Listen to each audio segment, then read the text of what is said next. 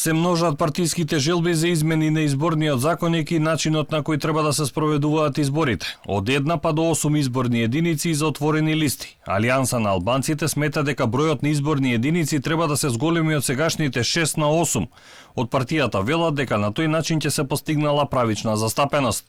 Предлагаме 8 изборни единици затоа што преку организација на пропорционални избори на ваков начин и отворени листи ја постигнуваме најправедната и најдемократската политичка застапеност која одговара на Македонија од сите аспекти – регионален, демографски и етнички, вели Ремзи Мехмеди, подпредседател на Алијанса на албанците. Судејќи по ставот на Беса, очигледно е дека Заев нема договор во коалицијата ниту за ова прашање како и за влада со опозицијата. Нашиот предлог е за 3 изборни единици и отворени листи. Овој модел ќе зачува територијалната застапеност, но ќе им овозможи на партиите на етничките заедници да се надпреваруваат со нивни листи за пратеници.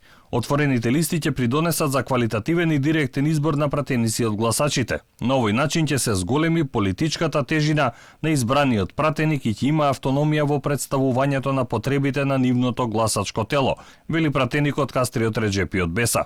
Пред неколку дена Демократски сојуз, Дом, Левица, ВМРО Народна партија, ЛДП и СДСМ поднесоа до парламентот предлог за измени на изборниот законник, да има една изборна единица според пропорционален модел без изборен праг. ВМРО ДПМН не е против вакви измени, но најголемата опозицијска партија смета дека треба да има изборен праг од 3% за освојување пратенички места.